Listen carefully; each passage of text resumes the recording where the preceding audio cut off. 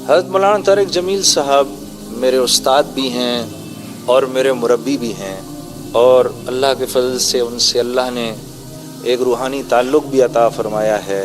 آج ایک عجیب بات آپ سب حضرات کو بتا رہا ہوں۔ پہلی مرتبہ جب مولانا کو سنا تو میں پہلی دفعہ اس دعوت کے کام سے متعارف ہو رہا تھا، مجھے پہلی دفعہ ملایا جا رہا تھا، اور ایک دوست مجھے اپنے ساتھ اجتماع پہ لے گیا کراچی کے۔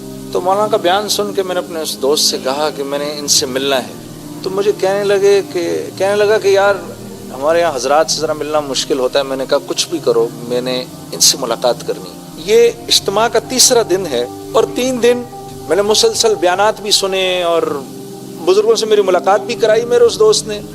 ہر ایک کی بات کافی پر اثر اور ہر ایک کی بات کا ایک تاثر، لیکن کچھ فیصلے ایسے ہوتے ہیں، کچھ کیا سبھی فیصلے اوپر آسمانوں پر ہوتے ہیں۔ اللہ کو میری تربیت کے لیے ایک ایسے آدمی سے میرا جوڑ کرنا ضروری تھا کہ جس کی ہر بات کو سن کے میرا دل کہے کہ ہاں جو یہ بات کر رہا ہے وہ میں کر گزروں، یا وہ بات ایسی ہے کہ میں کر سکتا ہوں، یا اس کا میرا غم ایک ہے، یا یہ میری تکلیف کو اوروں سے بہتر سمجھتے ہیں، یا ان کو میری بات اوروں سے بہتر سمجھ آتی ہے۔ مجھے ایک ایسے آدمی کی ضرورت تھی۔ تو وہ میرا دوست مجھے لے گیا مولانا کی طرف۔ اب مولانا اپنے حجرے میں بیٹھے ہوئے تھے، اپنے آپ بیان ختم ہوا تھا، بیان کے بعد آ کر تو مجھے اندر بلایا۔ وہ بھی ایسے کہ میرا دوست گیا حجرے میں، کہا مولانا ایک میرا دوست ہے، اس کا نام جنید جمشید ہے، آپ سے ملنا چاہتا ہے۔ تو مولانا نے کہا جنید جمشید؟ ایسے کہا جیسے مولانا کو یوں لگا ہو کہ یہ نام وہ انہوں نے سنا ہے کہیں۔ تو کہا اس کو اندر لاؤ فوراً۔ تو میں جب اندر گیا تو مجھے مولانا سے سامنے بٹھا لیا، اور سامنے بٹھا کر مجھے عجیب نظروں سے دیکھنا شروع کر دیا۔ تو میں تھوڑا سا ذرا پریشان بھی ہوا، اور میں نے پھر خود ہی پوچھ لیا آپ مجھے اس طرح کیوں دیکھ رہے ہیں؟ تو کہنے لگے کہ تیرے بڑے بڑے بورڈ میرے شہر میں لگے ہوئے ہیں، فیصل آباد میں ان کو دیکھا کرتا تھا۔ آج بھی ایئرپورٹ آ رہا تھا تو کسی بورڈ پر میری نظر پڑی اسی طرح، تو میرے دل میں آیا یا اللہ کیا ایسے نہیں ہو سکتا کہ اس لڑکے سے میری ملاقات ہو جائے اور تو میرے سامنے بیٹھا ہے۔ تو میں نے مولانا سے عرض کی، میں نے کہا مولانا ایک پاکستانی نوجوان یا میری عمر کا کوئی بھی ایک آدمی، میری عمر اس وقت 30 یا 31 سال میری عمر تھی، شہرت اتنی کہ میرے تصور سے بھی باہر کی بات، مال بھی اتنا، نام بھی اتنا۔ میں نے کہا جس شہرت نام دولت کا میری عمر کا ایک نوجوان، ایک پاکستانی نوجوان سوچ بھی نہیں سکتا، مولانا وہ سب میرے پاس ہے، لیکن میں اندر سے بالکل خالی ہوں، ایک پریشان سا انسان۔ اور یہ بات میں نے مولانا سے ایسے بولی کہ یہ بات، اس بات کا میں نے ذکر کبھی کسی کے سامنے پہلے نہیں کیا، کسی کے سامنے نہیں کیا۔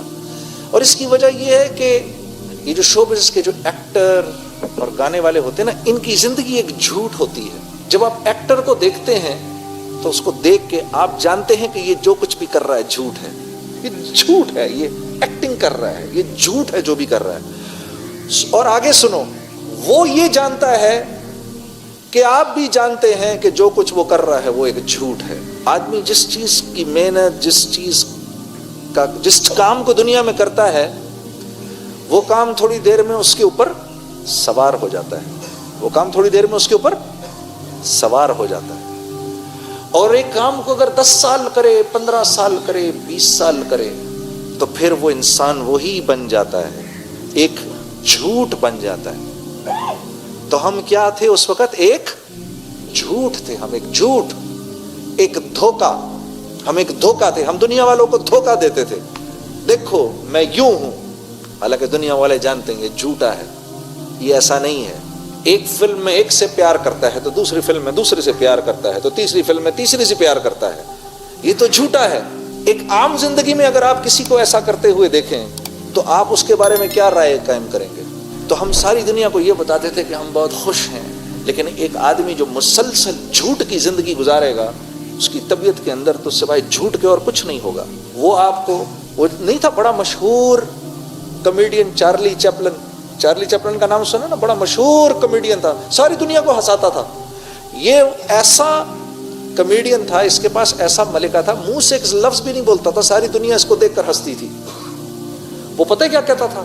وہ کہتا تھا میں اگر روتا ہوں تو بارش میں روتا ہوں تاکہ لوگوں کو میری آنکھوں سے نکلتے ہوئے آنسو دکھائی نہ دیں۔ میں روتا ہوں تو بارش میں روتا ہوں، تاکہ دنیا کو میری آنکھوں سے نکلتے آنسو دکھائی نہ دے۔ تو وہ ساری چیز میرے اندر سے باہر آ گئی اور میں نے مولانا کو کہا میں ایک خالی آدمی ہوں، مجھے بتائیں میں کہاں جاؤں، میں کیا کروں؟ تو فرمانے لگے تجھے چوٹ اصل میں اس گھٹنے پر لگی ہے اور تو مرہم اس گھٹنے پر لگا رہا ہے۔ میں نے کہا حضرت کیا مطلب؟ فرمانے لگے دیکھو اللہ نے انسان کو دو چیزوں سے بنایا ہے، ایک جسم سے بنایا ہے اور ایک روح سے بنایا ہے۔ جسم کو کیونکہ مٹی سے بنایا ہے، اس کی تمام ضرورتوں کو مٹی میں رکھا ہے، اور روح اللہ کا امر ہے، آسمانوں سے آئی ہے، تو اس کی خوراک بھی آسمانوں پر ہے، زمین پر نہیں ہے۔ پھر فرمانے لگے اگر تم کو ایک سونے کے محل میں بند کر دوں اور 4 دن تک کھانا نہ دوں تو تم کیا کرو گے؟ میں نے کہا میں کہوں گا مولانا یہ سونے کا محل لے لو اور مجھے 2 روٹی کھلا دو۔ تو کہا تو نے بھی اپنی روح کے ساتھ یہی کیا ہے، اس کو سونے کے محل میں لپیٹ دیا ہے، مال و دولت میں لپیٹ دیا ہے، شہرت میں لپیٹ دیا ہے، اس کو چیزوں میں لپیٹ دیا ہے، جیسے آج سارے ہانگ کانگ والوں نے اپنی روح کو چیزوں میں لپیٹ دیا ہے۔ کبھی اپنی بلڈنگیں دکھاتے ہیں، کبھی اپنی گاڑیاں دکھاتے ہیں، کبھی ہمیں اپنے بندرگاہیں دکھاتے ہیں، کبھی یہ دکھاتے ہیں۔ میں بھی کہتا ہوں دکھا لو جو دکھانا ہے، میں نے بھی بہت ساری چیزیں لوگوں کو ایسے ہی دکھائی تھیں، اور جیسے میں اس وقت اندر سے خالی تھا، میں جانتا ہوں اس وقت تم سب بھی اندر سے خالی ہو۔ کوئی نہیں، تھوڑی ہماری تمہاری دوستی ہو جائے گی، پھر تم مجھے بتاؤ گے کہ تم اس وقت کس قدر محروم ہو۔ ہاں یہ دیکھو پاکستانی ہمارے سارے کتنے بیوقوف ہیں۔ یہ آج بھی مولوی صاحب کو مبارکباد دے رہے تھے ہم ہانگ کانگ کا پاسپورٹ ملنے پر۔ ہم سارے ادھر پاکستان میں بیٹھ کر سب سمجھتے ہیں تم سب یہاں بیٹھ کے کتنے سوکھے ہو۔ جی ہم کیسے نادان ہیں۔ وہ جگہ بدلنے سے کیا حالات بدل جاتے ہیں؟ یہ تو زندگی بدلنے سے حالات بدلتے ہیں۔ تو مجھے مولوی صاحب نے کہا تیرا یہ مسئلہ ہے، تیری روح بھوکی ہے۔ تو میں نے کہا روح کی غذا کیا ہے؟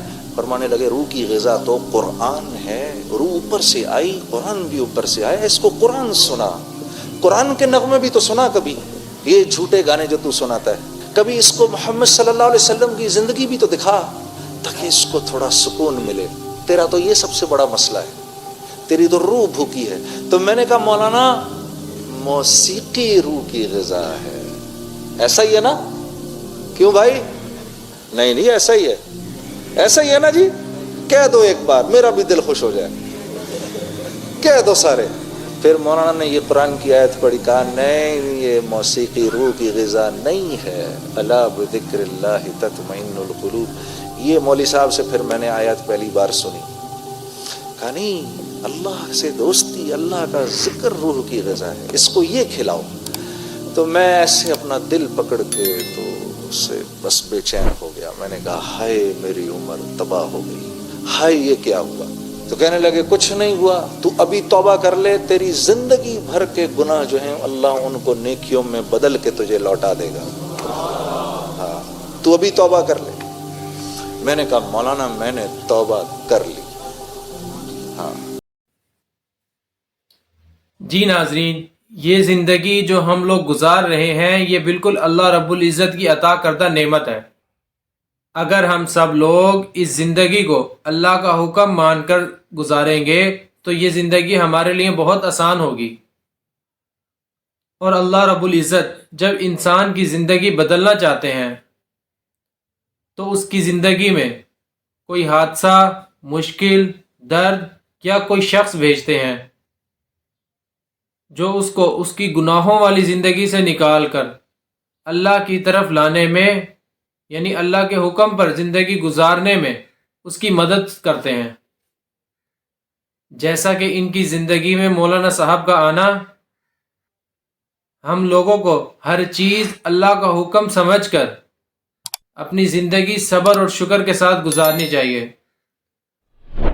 ہم لوگوں کو اس دنیا اور آخرت میں کامیاب ہونے کے لیے اللہ کے حکم کو نبی کریم صلی اللہ علیہ وسلم کے طریقوں پر پورا کرنا ہوگا، اور اپنی زندگی میں 5 وقت کی نماز کا اہتمام اور دین کے باقی تمام اعمال کو لانے کی ضرورت ہے۔ امید کرتا ہوں آپ کو آج کی یہ ویڈیو ضرور پسند آئی ہوگی۔ ملتے ہیں اگلی ویڈیو میں، جب تک اپنا خیال رکھیے گا۔ اللہ حافظ۔